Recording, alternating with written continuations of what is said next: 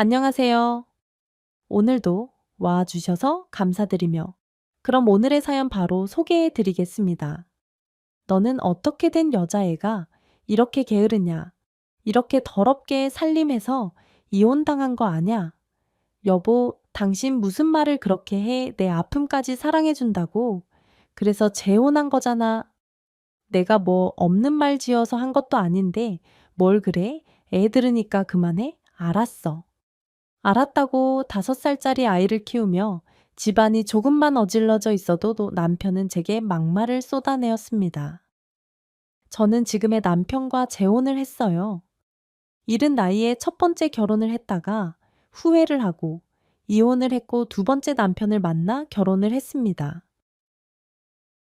여자로서 재혼을 한다는 게 정말 힘든 결정이었지만 이 남자라면 저의 모든 아픔을 다 덮어주고 행복하게 해줄 것이라고 생각만 하고 결정 내렸었죠. 연애 시절에는 손 하나 꿈쩍도 하지 않을 정도로 오만 가지를 다 해주던 모습이었기에 조금의 의심도 하지 않았던 제 잘못도 큽니다. 오래된 경기도 외곽, 아파트지만 40평에 달하는 큰 평수였기에 치워도 늘 끝이 없다고 생각을 했던 건 맞아요. 더군다나 아들이 떼쓰는 것도 심하고 장난이 워낙 심한지라 장난감은 물론이고 물건들이 제자리에 정리되어 있는 꼴을 보지 못했었죠. 남편이 퇴근을 하고 집에 와서는 마치 집 안 곳곳을 감시하듯이 기웃거리며 제게 잔소리를 퍼부었습니다. 물론 결혼하고 바로 그랬던 건 아니었어요. 신혼 초에는 연애 때와 같이 제게 매우 잘해주었고 세상에 있는 복은 제가 다 받았다고 생각할 정도로 행복했었습니다. 가진 게 아주 많은 사람은 아니었어도 그런 따뜻한 마음 하나하나가 어쩌면 그렇게 좋던지 매일매일 웃음이 떠나질 않았었죠. 그러던 남편이 조금씩 변하기 시작한 것은 우연하게 제가 내뱉은 말 한마디 때문이었는데요. 함께 TV를 보다가 좋은 드라이브 장소가 나왔었는데 제가 그걸 보고 저기 좋지 않았었냐고 하는 말을 듣고는 버럭 소리를 지르며 본인은 아니라고 했습니다. 나랑 저기를 갔다고 나 전혀 기억이 없는데 야, 너 딴 놈이랑 갔던 걸 착각하는 거 아니야. 혹시 너 전 남편이랑 갔었냐? 그 놈이랑 저런데 싸돌아다니며 뭐 했는데 뭐라고 자기야 당신 왜 그래? 우리 연애할 때 저기 갔었어. 나 분명히 기억해. 나 운전 연습 시켜준다고 자기가 일부러 됐다. 이래서 사람들이 과거 있는 여자는 안 된다고 하는 거구나. 내가 미쳤지. 내가 미쳤어. 과거 있는 여자를 내가 왜 아휴 그놈이랑 저기서 좋아했냐. 뭐 했냐. 자기야. 아니야? 아니라니까 잘 생각해봐. 제발 왜 그래? 아무리 설명을 해도 남편은 제 말을 듣지 않았고 자기가 오해하고 싶은 대로 오해해버렸습니다. 그리고 그 후로부터는 은근히 무슨 말만 하면 저의 과거에 대해서 이야기를 꺼내는 것 같았죠. 옛날에도 이런 거 먹었어. 그때는 주말에 뭐 했어. 차에 또 하루 종일 붙어 있을 시간 아냐? 뭐 그런 걸 왜 물어봐? 자기야 왜 이렇게 쓸데없는 과거에 연연해? 솔직히 자기 이러는 거 물어보는 거. 나 너무 불편하다고 나쁜 뜻으로 물어본 거 아냐? 뭐 하고 지냈는지 좋은 아이디어 있으면 좀 따라 해보려고 물어본 거지. 왜 이상하게 생각하고 난리야 남편의 말에는 뼈가 있었어요. 그때 제가 임신한 줄 몰랐더라면 차라리 빨리 이혼이라도 할 것을 그때 이혼하지 못한 것이 정말 후회가 되었습니다. 남편의 비아냥거림이 시작되고 얼마 후 저는 임신했다는 걸 알았죠. 며칠씩 미열이 있는 것 같았고 몸도 무겁고 컨디션도 영광이더라고요. 다행히 전 남편과의 자마야 아이는 없었지만 모든 게 조심스러운 재혼녀라 아이는 늦게 가지고 싶었지만 갑작스럽게 아이가 생기고 말았습니다. 생각해보니 남편이 제대로 저희의 계획을 지키지 않은 것 같아요. 나중에 싸우면서 말을 해보니 저의 모든 것이 의심스러워서 일부러 아이를 만들 계획을 혼자 갖고 있었다고 했습니다. 왜 진작 이런 사람인 걸 몰랐을까? 제 자신이 한심한 순간이었지만 아이까지 생긴 마당에 제가 어떻게 할 수 있는 건 아무것도 없었죠. 처음 만났을 때 남편은 정말 너무나도 다정다감한 사람이었습니다. 저의 외모를 보고 처음부터 적극적으로 대시를 했고 저는 부담스러워 거절을 했었죠. 하지만 남편은 포기하지 않고 계속해서 제게 다가와줬고 덕분에 저는 마음을 열게 됐어요. 남편을 처음 만난 곳은 직장 근처에 있던 대형 서점이었습니다. 베스트셀러가 진열된 곳에서 책을 열심히 고르고 있다가 계속해서 같은 장르의 책들을 보고 있는 한 남자가 있었고, 그게 바로 지금의 남편이었어요. 그때 저는 남자에 대한 관심이 전혀 없는 상태였고, 오히려 연애 자체에 대해서 부담스러워하던 상황이었습니다. 그렇다 보니 남편이 남자로 보이지도 않았는데, 책값을 계산하고 나오는데 거기서 저를 기다리고 있더군요. 저기, 안녕하세요. 저 한명교라고 하고 여기 앞 회사 다녀요. 아, 이상한 사람 아니에요. 아까부터 계속 마주쳤는데 앞으로도 계속 마주치고 싶은 마음에 기다려봤어요. 네, 아내. 반갑습니다. 근데 제가 선약이 있어서 이만 가볼게요. 아, 그럼 저기 연락처라도 받을 수 있을까요? 저 진짜 진심으로 또 마주치고 싶어요. 저도 제가 왜 이러는지 모르겠는데 진짜 이상한 사람 아니고요. 멀쩡한 사람이에요. 아, 네, 그게 아니라 제가 좀 지금 사정이 그래서요. 아무튼 감사합니다. 이만 가볼게요. 저는 뒤도 돌아보지 않고 재빨리 그 서점을 빠져나와 버렸어요. 이혼의 아픔을 겪고 남자에 대한 불신 그리고 두려움을 갖고 있었는지라 또다시 그런 길로 들어가고 싶지 않았던 것 같습니다. 키도 크고 선한 인상을 가졌던 그 남자가 집으로 가는 길 내내 계속 떠올랐지만 이내 마음을 접고 다시 생각하지 않기로 다짐하고 그로부터 일주일 후쯤에 놀라운 일이 벌어졌어요. 퇴근 후에 지하철역으로 걸어가고 있었는데 그때 서점에서 만난 그 남자가 제 앞에 딱 서 있진 뭡니까? 아, 이제야 찾았네요. 이 근처 직장 다니는 거 맞구나. 저 기억하시죠? 혹시 모르는 척 하시는 건 아니겠죠? 어머, 깜짝이야. 여긴 어떻게, 저 사실 그쪽 찾아 헤맸어요. 그 서점에 그 시간에 오시는 분들 대부분 이 근처 직장에 다니고 있는 거 뻔하잖아요. 그래서 조금 일찍 퇴근하고 지하철역 부근에 있으면 한번 마주치지 않을까 해서요. 저도 제가 왜 이러는지 모르겠어요. 그런데 정말 운명이라는 게 있나 봅니다. 그 남자는 진심을 다해서 제게 말을 하고 있었고 그 남자의 눈빛에 저는 그만 마음이 흔들리고 말았어요. 저를 이렇게 좋게 봐준 게 감사하고 고마워서 차를 한 잔 마시러 가게 되었고 그곳에서 그 남자가 이상한 사람이 아니라 지극히 멀쩡하고 괜찮은 사람이라는 걸 알게 되었죠. 괜찮은 직장에 다니고 있고 나이는 저보다 2살 위 연봉도 높았고 살고 있는 동네도 학군이 좋은 비싼 땅값을 자랑하는 곳이었습니다. 말 하나하나에 진심이 담겨 있어 보였고 나쁜 사람이라는 생각은 단 1%도 들지 않았죠. 여태껏 운명적인 사랑 같은 것은 믿어본 적도 없지만 저를 마주치고 난 후 그런 느낌이 확 들었다고 했어요. 이래서 첫눈에 반한다는 말을 다들 하는 것 같다고 하면서 제 눈을 바라보며 자신의 진심을 말했습니다. 그러면서도 약간의 유머도 겸비했고 스포츠나 재테크에 관한 지식도 상당한 것 같았어요.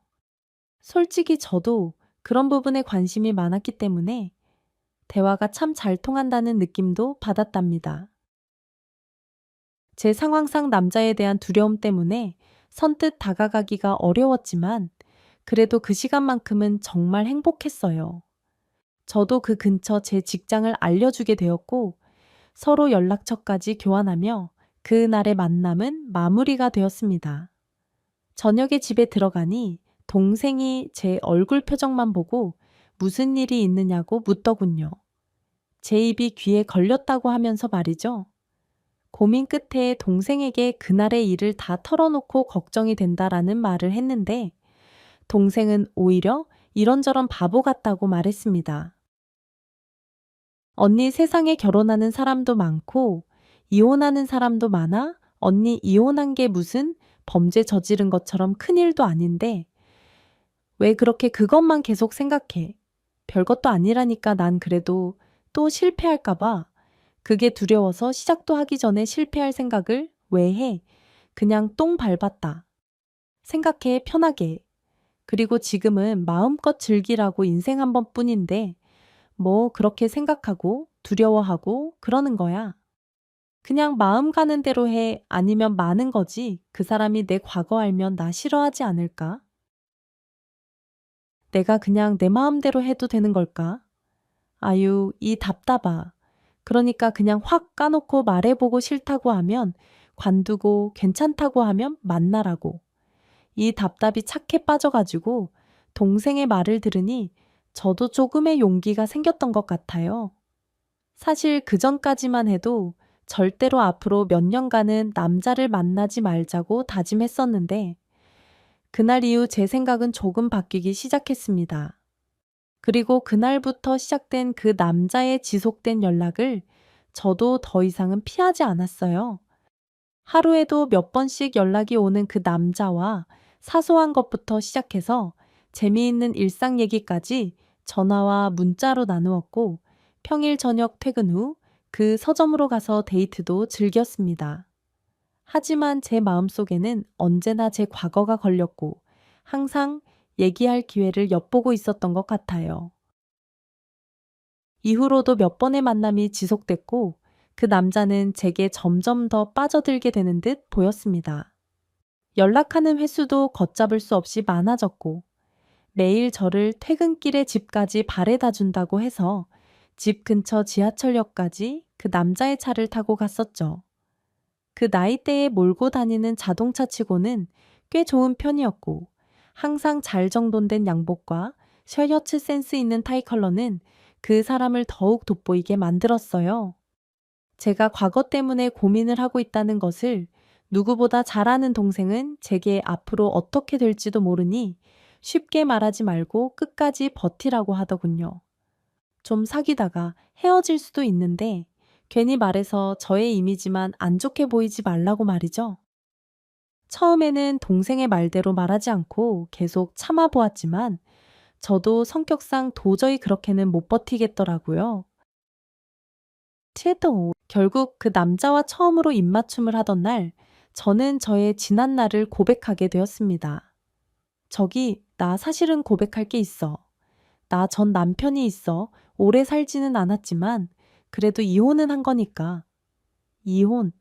아, 정말 자기같이 착한 사람이 얼마나 못난 놈을 만났으면 아유, 많이 힘들었겠다.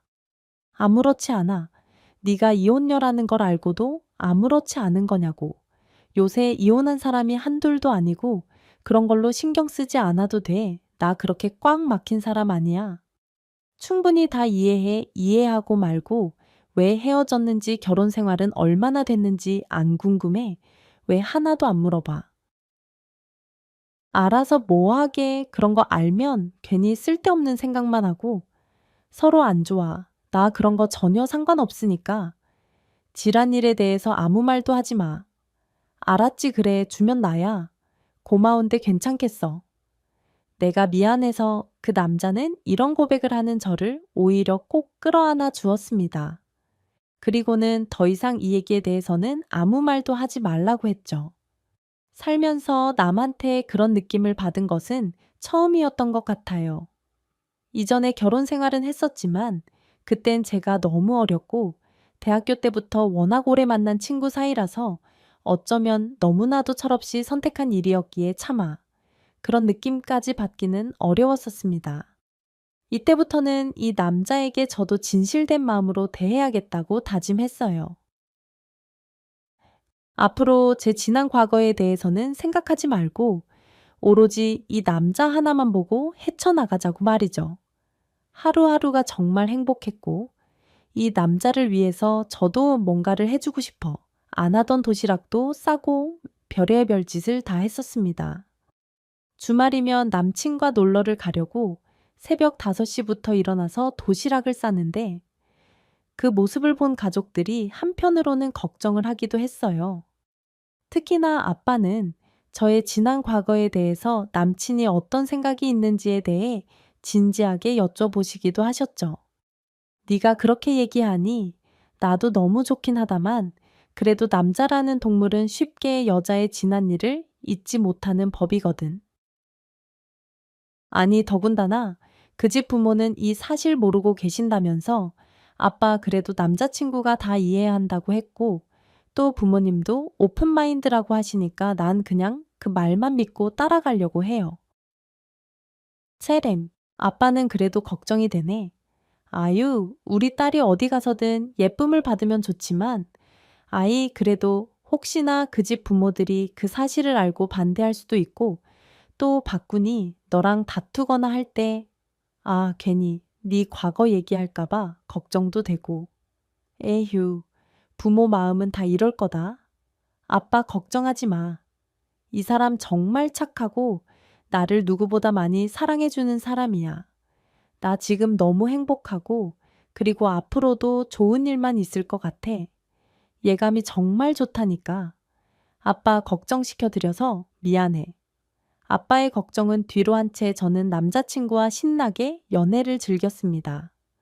회사가 가깝다 보니 점심시간에도 자주 만났고 퇴근 후에는 거의 매일 함께 시간을 보냈던 것 같아요. 남자친구는 아주 가끔씩 회사에서 야근과 아내네 회의를 해서 연락이 잘 안 된 적은 있었습니다. 하지만 저도 직장 생활을 하고 있는 사람인지라 그 정도는 충분히 이해할 수 있었어요. 그 외적으로 남친이 제게 해주는 것이 상당히 많았었으니까 말이죠. 남친과의 행복한 연애가 1년이 조금 지난 후에 제 여동생과 함께하는 자리가 생겼습니다.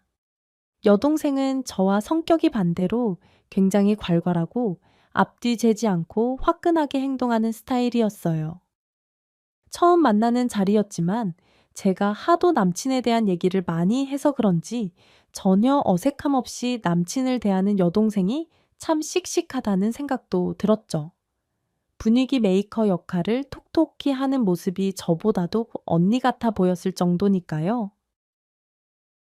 특히나 얘기하기 힘든 부분도 서슴지 않고 말을 꺼냈었는데 그중에는 저의 지난 과거에 대한 얘기도 있었습니다. 우리 언니 있잖아요. 완전히 얌전한 고양이과예요.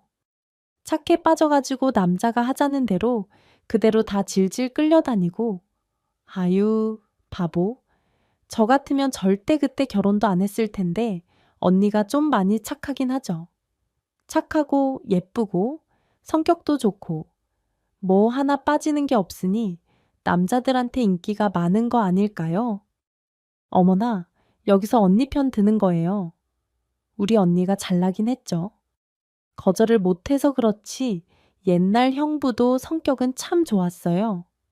언니랑 대학교 1학년 때부터 5년을 연애하고 결혼했으니까 저도 진짜 가족처럼 지냈거든요.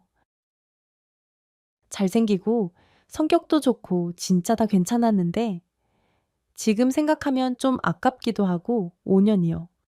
아이 결혼 생활이 얼마 안 됐다고 해서 짧은 줄 알았더니 그렇게 오래 만났어요. 얼마나 잘생기고 성격이 좋길래요?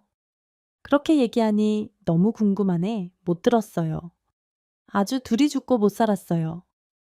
그 형부 군대 갔을 때 울고불고 면회 간다고 하고 아마 지금도 집에 그때 쓴 편지랑 사진들이 수두룩할걸요. 여동생과 남친은 술에 많이 취한 상태였는데 계속 대화에 선을 넘고 있었습니다. 저는 옆에 앉은 여동생을 팔꿈치로 투덜 치면서 그만하라는 신호를 보냈지만 그것마저 우스갯소리로 넘기면서 계속해서 더 말을 하더군요.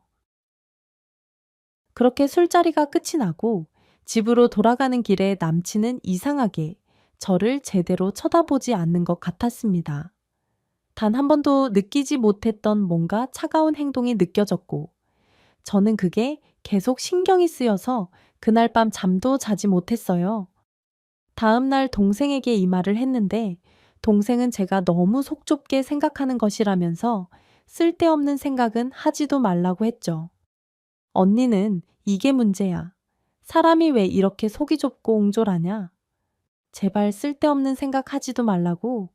만약에 진짜 언니 말대로 그것 때문에 그 오빠가 삐진 것 같으면 진짜 사람도 아니다. 당장 헤어져야지 겉으로는 괜찮다고 했다가 그게 뭐냐? 그러니까 네가 말을 너무 쓸데없이 많이 한 거야. 알았어. 언니 아닌 놈은 애초에 잘라버리는 게 괜찮아. 만약에 어제 그런 농담, 그런 걸로 삐진 거면 진짜 당장에 헤어져 알았어.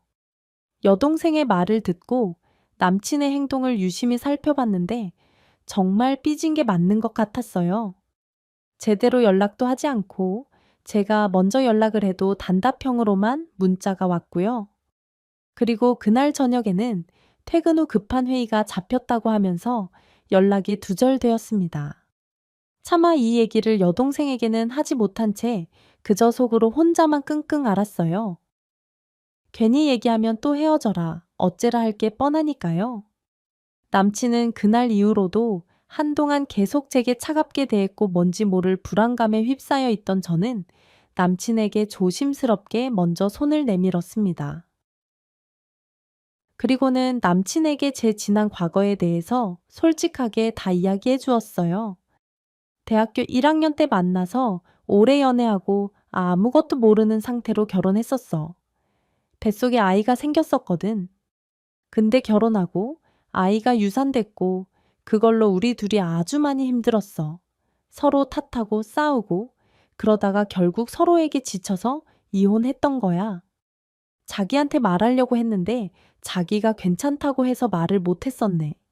난 그렇게 오래 연애하고 그런 줄은 몰랐지. 그냥 그러려니 했는데 자기 동생이 그날 하도 지난 형부 자랑을 하니까 나도 모르게 울컥했었나 봐. 미안해 자기야 다 지난 일인데 내가 또 괜히 심술 부렸네. 아니야. 미안하긴 다 내가 했던 일인데 뭘 그나저나 자기 부모님은 내 과거 모르시지. 아이 모르시지. 괜히 얘기할 필요 없어. 우리 부모님 굉장히 오픈 마인드셔. 그런 거 아마 나중에 알게 되셔도 전혀 상관없다.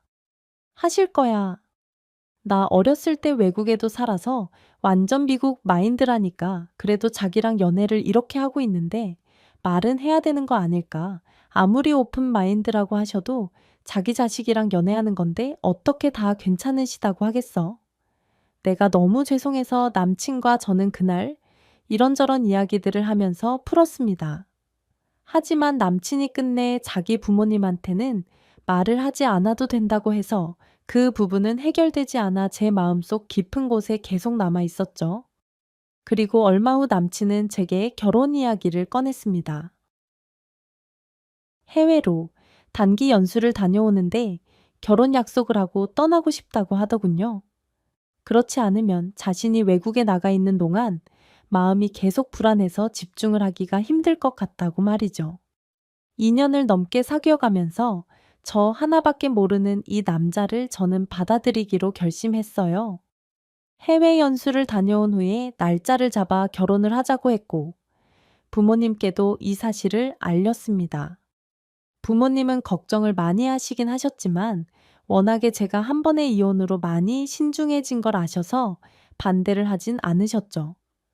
그렇게 남친은 6개월의 해외 연수를 떠났고 저는 홀로 심심하게 회사를 다니고 있었습니다.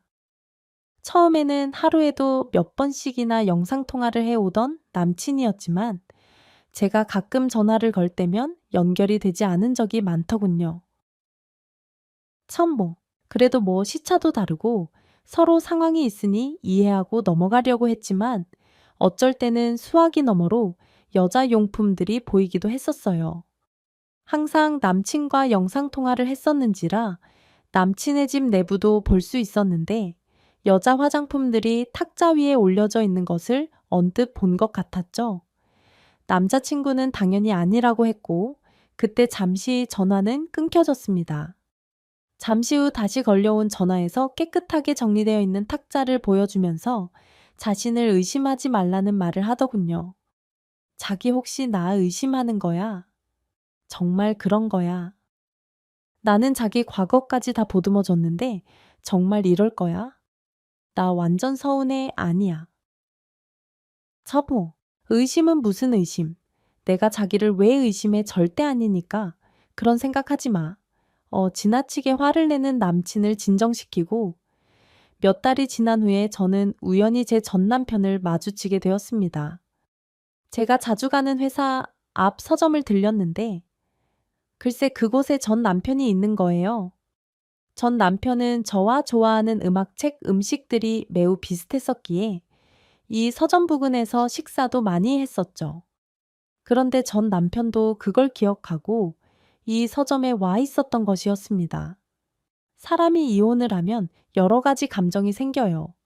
처음에는 죽이고 싶도록 정말 미웠다가 불쌍하다는 생각도 들었다가 한편으로는 가끔 그립기도 하고 뭐 이런저런 생각들이 들었었습니다.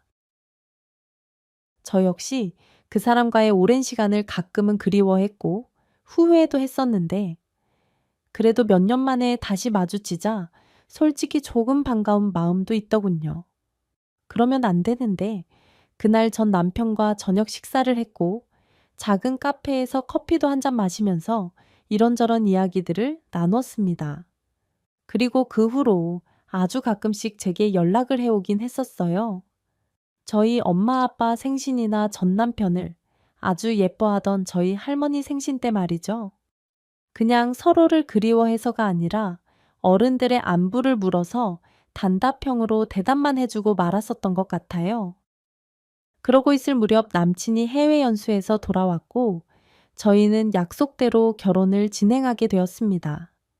남친의 부모님 집에 인사를 드리러 갔는데 제 생각대로 정말 좋은 아파트의 좋은 가정 환경에서 자랐더군요.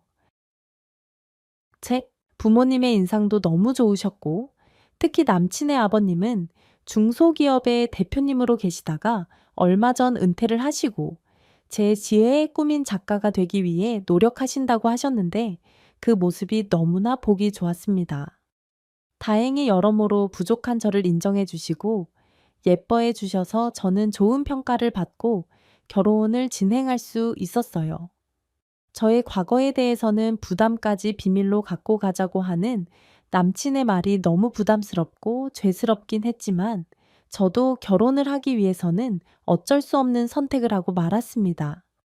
남친 부모님께 말씀을 드리면 당장 결혼을 하지 못할 수도 있다는 생각에 그저 꾹 입을 닫고 있었죠. 저희 부모님과 여동생은 이건 거의 사기 수준이라며 저와 남친을 질책하셨지만 나중에 결혼을 해서 얘기해도 된다는 남친의 설득에 넘어갈 수밖에 없었습니다. 그런데 이게 나중에 어마어마하게 큰 문제가 되어버렸지 뭐예요? 결혼식을 하는 날 화장실에서 저희 친척분들이 속닥거리는 얘기를 남친 친척분들이 듣게 됐고 결국 이 이야기가 시부모님의 귀에까지 들어가 버렸습니다. 시부모님은 처음에는 말도 안 된다고 하시면서 저와 남편에게 묻지도 않으셨나 봐요. 저희는 그것도 모르고 너무 좋아서 결혼식이 끝나고 해외로 2주간이나 신혼여행을 즐기다 왔는데 다녀와 보니 시어머니의 표정이 뭔가 좋지만은 않으셨습니다. 그래, 신혼여행은 즐거웠니? 나도 예전에 거기 여행 갔을 때 너무 좋았던 기억이 있었는데, 네, 어머님 너무 좋았어요. 어머님이 추천해주신 덕분에 모든 게 완벽했어요. 다행이다. 터, 니들이 좋았다니 나도 기분 좋네. 그나저나 내가 결혼식이 끝나고 당숙한테 좀 이상한 이야기를 들어서 말이다. 혹시 너 뭐 나한테 숨기는 거 있는 거 아니지? 네 과거에 뭐 무슨 일이 있었다든지, 엄마. 그게 무슨 말이야? 숨기긴 뭘 숨겨 뭐 감옥에라도 갔다 왔을까? 봐, 이 사람 아주 멀쩡한 사람이야. 아이 너무 착해서 탈인 그런 사람이라고. 그래, 이 엄마도 알지? 알다 마다 착하고 다소곳하고 얼굴도 예쁘고 어디 대나도 부끄럽지 않을 내 며느리 아니겠니? 그래, 당숙이 뭘 잘못 듣고 그런 걸 거야. 아주 내가 입에 담기도 싫다. 어디 조신한 아가씨한테 한번 갔다 왔느니? 어쨌느니? 그런 말도 안 되는 소리를 미안하다. 아가야, 시어머니는 결혼식장에서 들은 얘기라며 저의 과거에 대해서 이야기를 꺼내셨습니다. 저는 순간 너무 깜짝 놀라서 제대로 말도 하지 못하고 가만히 있었는데 옆에 있던 남편이 시어머니 말을 딱 잘라서 아니라고 하는 바람에 기회를 놓쳐버리고 말았어요. 마치 죄를 지은 것처럼 무거운 마음이 들어서 며칠 동안 저는 너무나도 힘이 들었습니다. 제 표정을 보고 친정 식구들은 한창 좋을 신혼 때 왜 그러느냐면서 의아해 하셨지만 차마 말을 할 수는 없었어요. 혹시나 들킬까 시어머니에게 전화나 문자만 와도 마음이 덜컹덜컹 내려앉는 것 같은 느낌이 들어서 진짜 괴로웠었습니다. 그거 빼고는 나머지는 너무나도 만족스러웠어요. 꽤 좋은 신혼집에 살다 보니 친구들도 모두 부러워했고 시집 잘 갔다면서 회사 사람들도 모두 부러워했죠. 남편도 너무나 잘해주었고 이 행복을 영원히 누리고 싶은 마음만 가득했습니다. 아이는 조금 늦게 갖고 싶어서 남편과 계획을 해서 피임을 하며 지냈고 아이가 생기면 못할 일을 하나라도 더 하기 위해서 매일 집에 붙어 있던 적이 없는 것 같아요. 그러던 중 우연히 남편이 제 핸드폰을 보게 되었고 제가 전 남편을 우연히 마주쳤다는 것을 알게 되었습니다. 지웠어야 했는데 제가 차마 지우지 못한 문자를 남편이 보게 된 것이었죠. 다시 만나서 반가웠다고 쓰여있던 전 남편의 문자를 보게 된 남편은 불같이 화를 냈고 평소보다 2배 이상이나 되는 양의 술을 마시고는 집안을 크게 뒤엎어 버렸습니다. 그놈을 다시 만나? 야, 어떻게 당신이 이럴 수가 있어? 내가 해외 연수를 간 사이에 그런 짓을 해. 야, 당신 무서운 사람이네. 처제 말대로. 당신이라는 여자 진짜 얌전한 고양이일 거야. 부뚜막에 올라서 별짓을 다 했네, 여보. 그거 정말 오해야. 진짜 아무 일도 없었어, 정말. 아주 우연히 서점에서 만나서 밥 한 끼 먹은 것뿐이야. 그러다가 우리 할머니가 건강이 안 좋으시다는 거 알고 그거 물어본 것밖에 없다고 봐봐. 문자 내용 그게 전부야? 이제 연락도 안 하잖아. 허냐. 제 말에도 남편은 계속 자신의 생각만 고집했고 결국 그릇과 컵을 10개 이상 깨버린 후에서야 잠이 들어버렸습니다. 다음 날 술에 취해 기억이 나지 않는다면서 무슨 일이 있느냐고 태연하게 물어보던 남편의 모습을 보며 뭔가 이상하다고 느끼긴 했었어요. 혼자 광분해서 그릇과 주방 용품들을 바닥에 집어던지며 난동을 부렸고 제게 모욕적인 욕설도 했었는데 하나도 기억이 나지 않는다고 멀쩡한 표정을 지었죠. 그때 뭔가 알았어야 했는데 저는 죄책감에 휩싸여 그냥 넘어가고 말았습니다. 그리고 남편은 그 후로 제게 말도 없이 일방적으로 임신을 시켜버렸어요. 제가 피곤하고 힘들다고 한 날에도 제게 상의 한마디 없이 저희의 계획을 무산시켜버렸던 것이죠. 2년 후쯤에나 가지려고 했던 아이는 그렇게 신혼 초에 너무나도 갑작스럽게 생겨버렸고 남편은 제게 당장 회사를 그만두고 집에만 있으라고 했습니다. 그리고 제가 회사에 퇴직 의사를 밝히고 나서 새로운 직원을 뽑고 인수인계를 하는 기간 내내 남편은 하루 종일 저를 감시하는 듯 했어요. 제 핸드폰에 몰래 위치 추적 어플까지 설치해서 실시간 위치를 확인했고 친한 회사 언니와 퇴근 후에 근처 식당이라도 갈 때는 그 식당으로 나타나기까지 했었습니다. 의처증처럼 저를 감시하고 모욕적인 말들을 일삼았는데 나중에는 시모에게 제가 남자가 있는 것 같아 불안하다는 말까지도 했다고 하더군요. 안 그래도 시어머니는 결혼식장에서 들었던 얘기 때문에 저에 대해서 알아보려고 하시는 것 같은 상황에서 그런 말까지 들으시니 얼마나 제가 믿겠습니까? 저는 그 후로 남편과 시어머니에게 이루 말할 수 없는 모욕적인 일들을 당하기 시작했어요. 시댁에서 식사를 하고 있을 때도 제게 전화만 오면 이상한 눈빛으로 저를 쳐다보면서 일부러 식구들 다 같이 있는 곳에서 받으라고 하고 누군지 왜 전화했는지 상세하게 읊으라고 말했습니다. 뿐만 아니라 제가 회사가 아닌 다른 곳에 외출이라도 하는 날에는 위치 추적 어플을 확인해서 남편이 그 자리에 나타난 적이 한두 번이 아니었어요. 회사 선배들을 만나는 자리에서 남자도 있었는데 대놓고 제 전 남편이냐고 묻는 경우도 있었습니다. 정말이지. 결혼 생활을 할수록 남편은 제가 생각하는 사람이 아니었어요. 점점 더 행동이 과격해졌고 또 점점 더 행동이 집착으로 변했습니다. 친정에 말도 못하고 하루하루 시간을 보냈고 임신 기간 내내 저는 많이 힘들었어요. 남편이 순간순간 물어보는 남편의 말도 안 되는 억지의 마음고생을 얼마나 했는지 모릅니다. 오늘은 그놈한테 연락 안 왔디.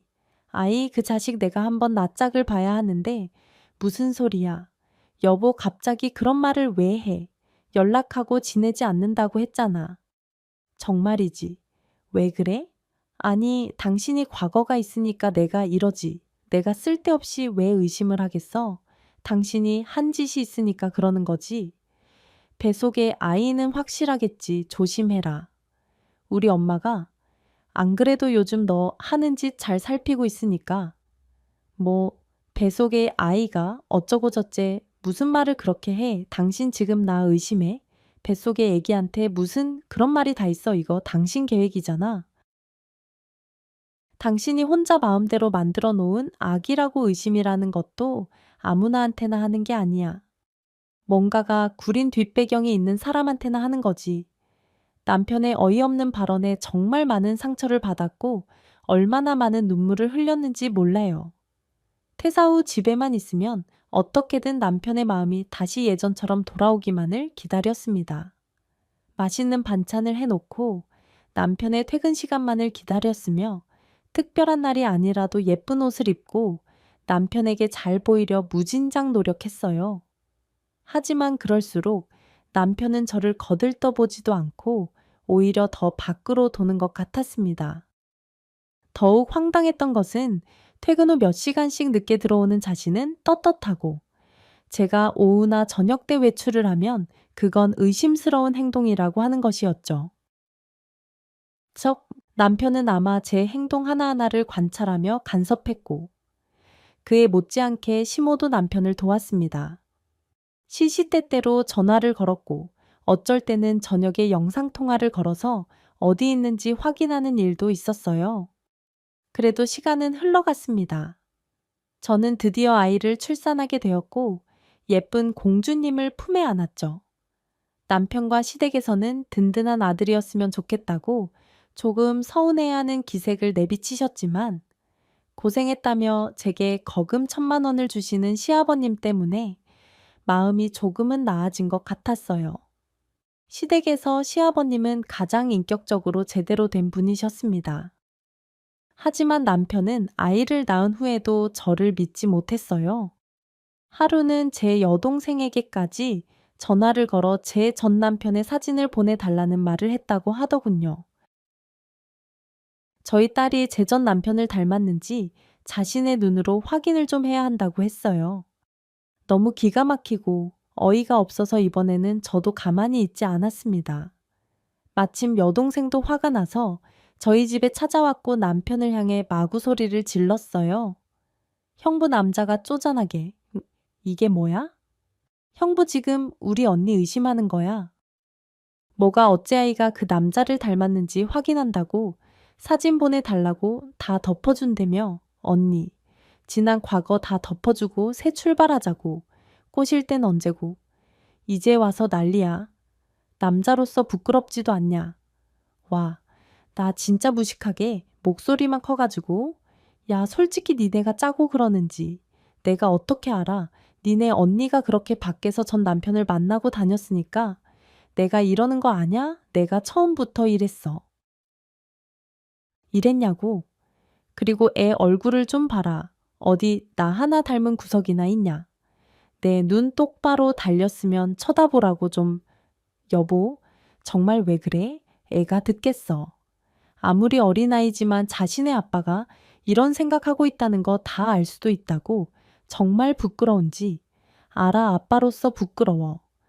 네가 그런 말 할 자격이 돼? 너만큼 부끄러울까?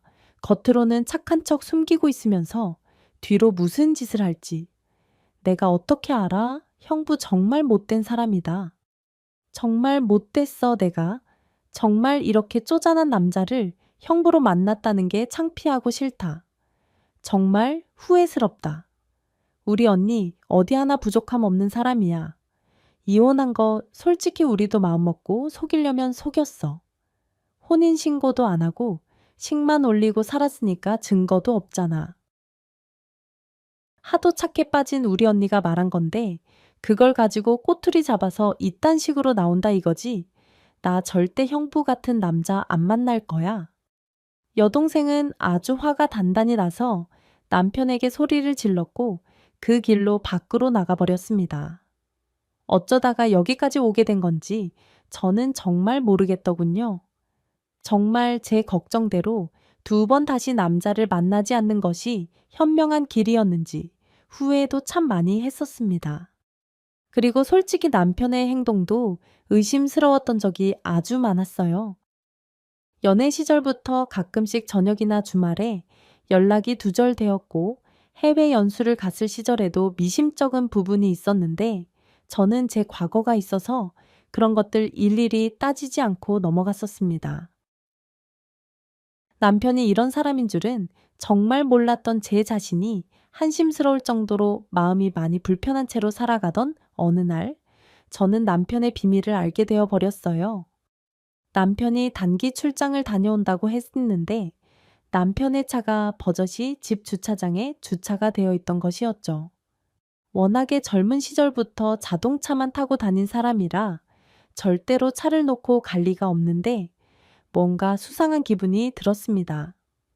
아이가 잠을 자고 있는 틈을 타서 남편의 잠겨져 있는 자동차 문을 열 수가 있었고 그 안에서 남편의 차량 블랙박스를 모두 확인할 수 있었어요.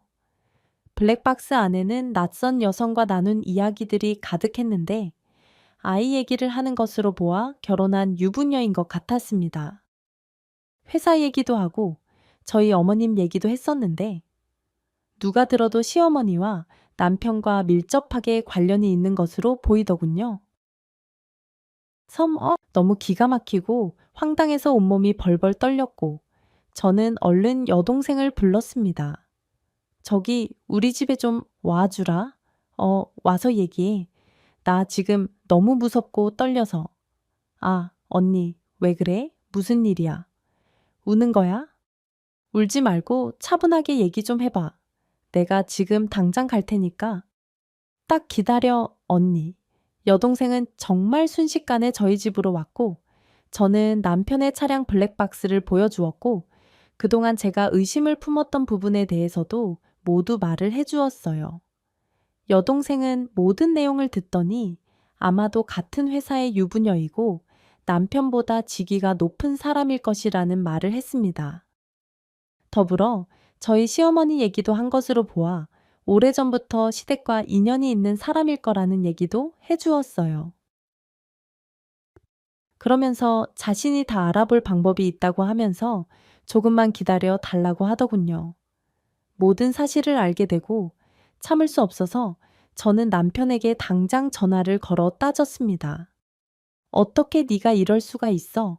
어떻게 네가 이러고도 사람이니? 나한테 그런 말 할 자격 있어? 남편은 제 말이 끝나기도 전에 바로 전화를 끊어버렸고 그 즉시 시어머니에게 저의 과거에 대해서 이야기를 한 모양이에요. 시어머니에게 당장 전화가 와서는 제게 폭언을 하기 시작했습니다. 이 앙큼한 년, 네가 감히 우리 집안을 모독해?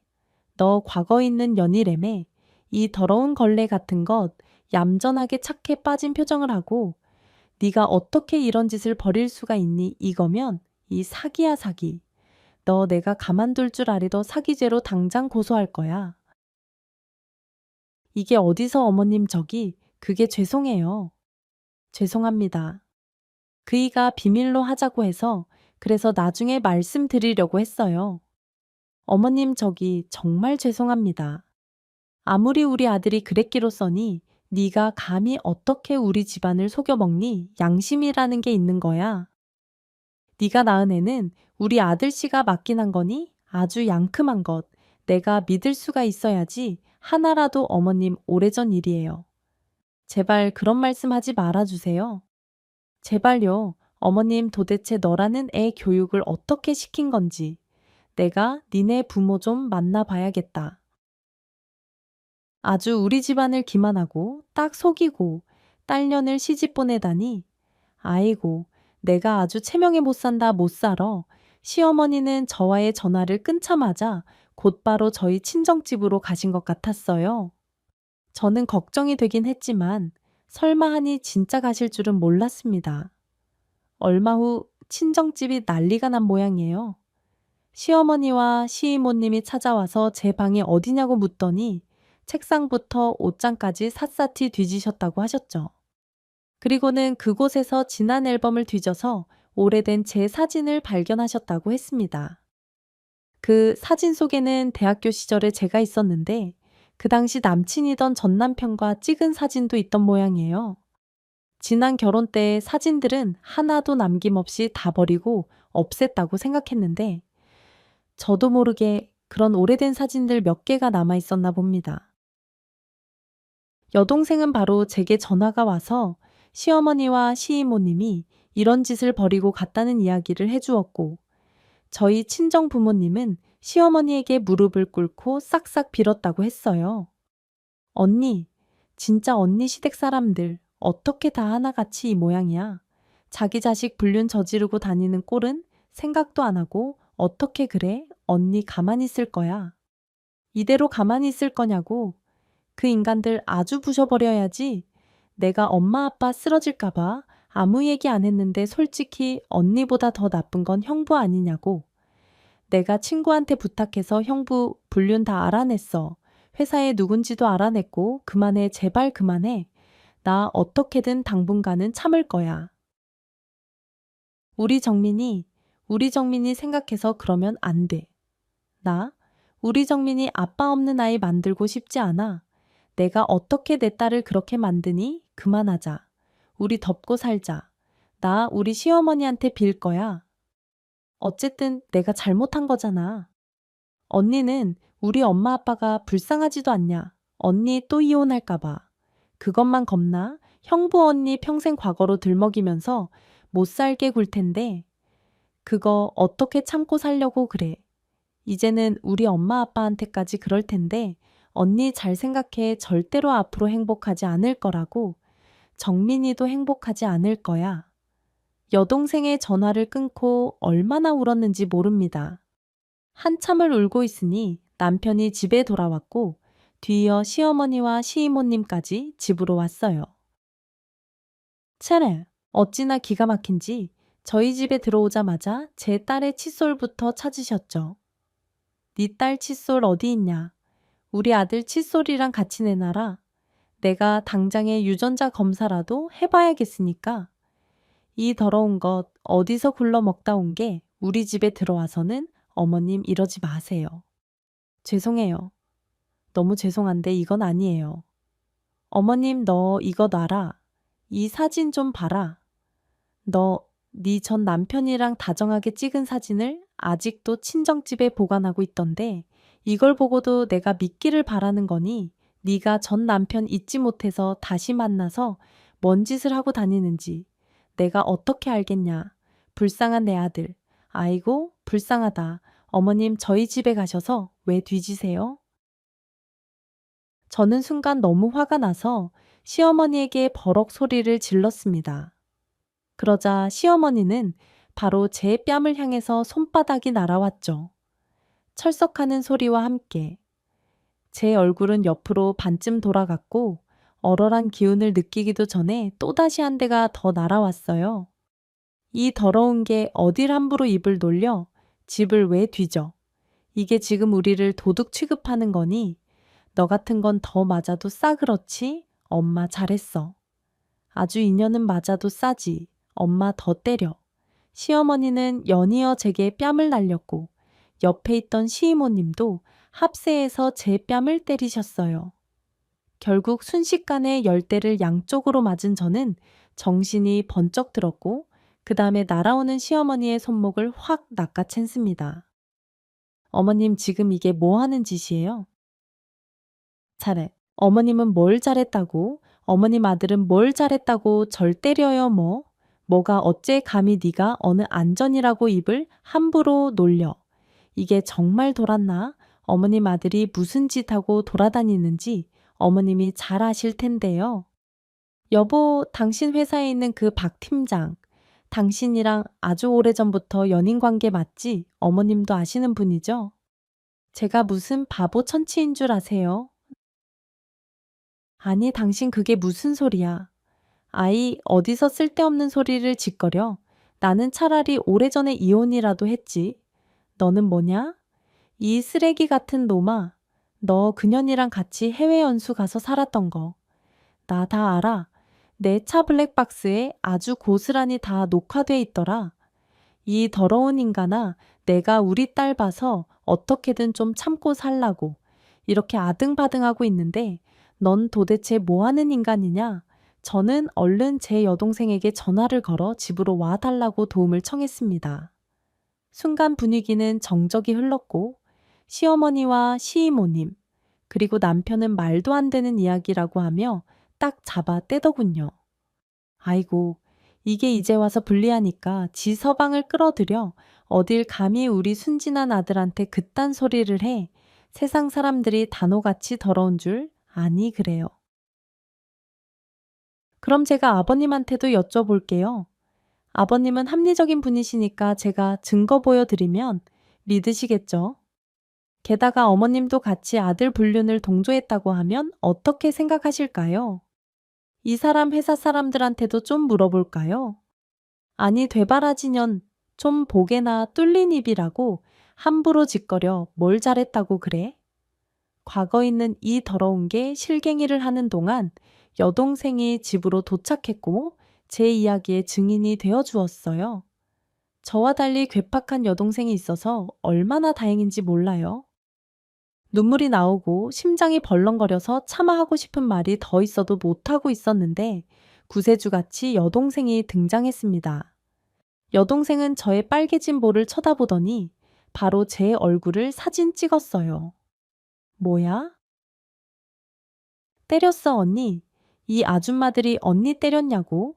이거 완전 폭행이네. 어디서 사람을 때려 이거 다 증거로 넘길 테니까. 그런 줄 알아요. 돈 좀 있는 척 배운 척 하면서 어디서 이렇게 무식하게 행동해 짐승들이 따로 없네. 뭐 짐승. 이게 정말 어디서 무식한 게 와서는 그래 나 무식하다. 아무리 무식해도 결혼하고 해서는 안 될 행동쯤은 안다. 어쩔래? 아들이 바람 피우는 걸 동조에 참나. 기가 막혀서는 직장 선배니까 좋은 관계 계속 유지하라고. 이게 무슨 말 같지도 않은 소리야. 오늘 무식한 나한테 한번 다들 작살나 볼래? 여동생은 곧바로 부엌으로 가서 냄비와 그릇들을 꺼내서 바닥으로 내던지기 시작했습니다. 그리고는 바로 경찰에 신고도 했죠. 저는 동생이 하라는 대로 바로 시아버님에게 전화를 걸어 이 모든 사실을 다 말해버렸어요. 아무것도 모르고 있던 시아버지는 제 말을 듣고는 바로 저희 집으로 달려오셨고 결국 경찰과 시댁 식구들 모두 한자리에 모였습니다. 시아버지는 버럭 화를 내시면서 남편과 시어머니를 향해 소리쳤어요. 당장에 따라 나와 부끄러운 줄 알아야지. 얼른 아이 당장 차분하고 조용하신 시아버지의 이런 모습은 처음 보는지라 저는 몹시도 당황했습니다. 이어서 시아버지는 제게 말씀하셨죠. 미안하다 애미야. 아니 내가 자식 교육을 잘못 시켰다. 나머지는 나중에 얘기하자. 아, 일단 애기부터 잘 챙겨라. 아버님 죄송해요. 정말 죄송해요. 저도 말씀 못 드렸어요. 제 과거에 대해서 시아버지는 그 길로 남편과 시어머니 그리고 시이모님까지 데리고 밖으로 나가셨고 경찰도 돌아갔으며 저와 여동생 그리고 잠에서 깨어 울고 있는 제 딸만이 남아 있었어요. 동생은 제게 이대로 가만히 바보같이 있지 말자고 얘기했고, 저를 도와 앞으로의 계획에 대해서 말했습니다. 회사에 가서도 다 얘기를 할 것이고, 바로 위자료를 받고 상간료 소송까지 하며 이혼을 하라고 했죠. 아이 때문에 여태까지 남편의 의심도 참아가면서 노력했던 저는 동생의 말에 눈물이 팍 쏟아지고 말았어요. 아마도 저 역시 앞으로 남편과의 결혼 생활에 가망이 없다는 걸 알게 되었는지도 모릅니다. 지혜, 또다시 이혼녀가 되고 싶지는 않았으나 이렇게 결혼 생활을 유지하는 것 자체가 말이 안 된다고 결론을 내렸고, 결국 저는 여동생의 말대로 이혼을 준비하게 되었습니다. 회사에서 남편의 상간녀도 마주쳤는데 발췌를 하면서 아주 당당하게 나왔는지라 제가 이 과정에서 아주 많이 힘들었어요.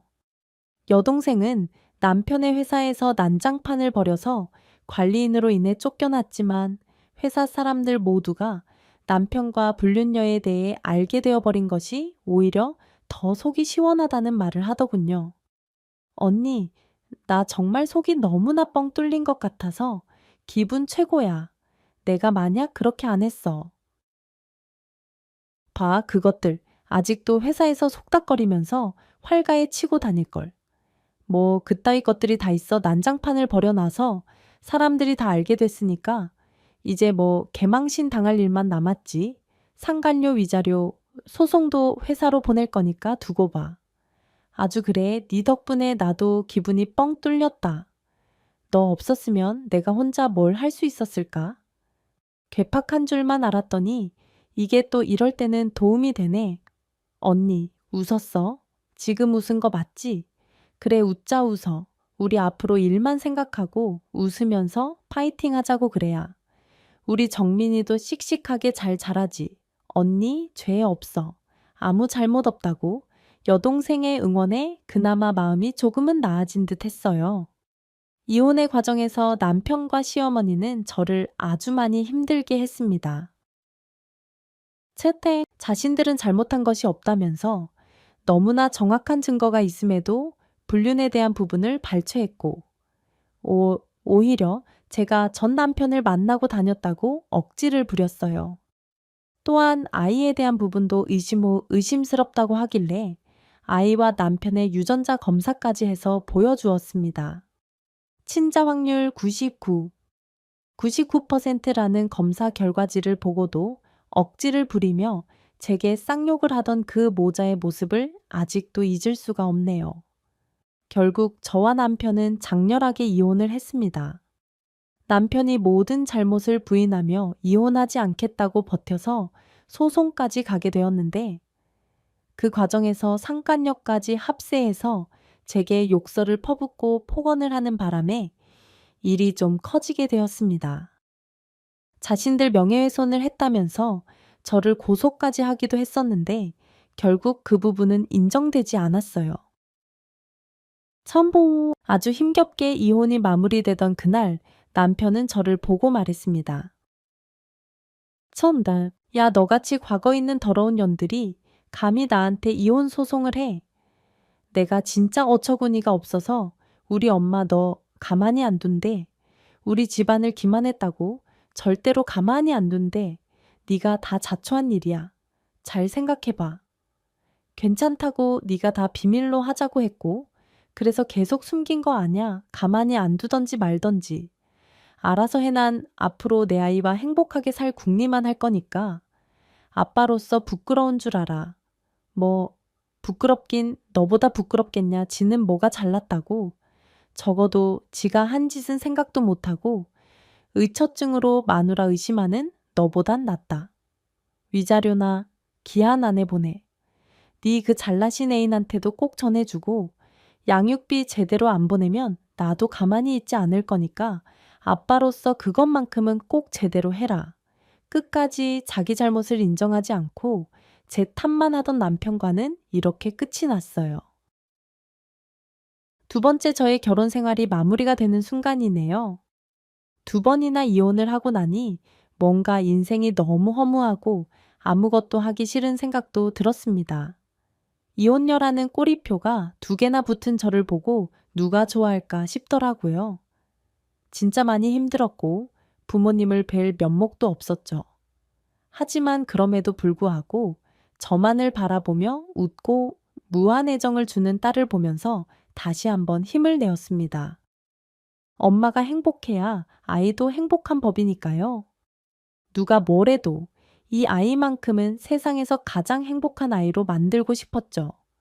그 후로 저는 아이에게 좀 더 안정감을 주기 위해서 저는 위자료와 재산 분할 받은 돈으로 작은 카페를 개업했고 아이와 함께 많은 시간을 보내려고 노력하고 있습니다. 알바생을 쓰고 최대한 아이와 함께하는 시간을 많이 만들고 있어요.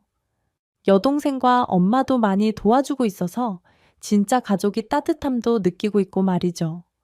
하지만 아직도 가끔 꿈속에서 2번째 남편이 저를 향해 추궁하는 모습을 보아요. 전 남편을 만났느니 안 만났느니 하면서 모욕적인 발언을 하는데 이 모습이 너무나도 선명해서 마치 현실인 듯 놀라 잠에서 깰 때도 있습니다.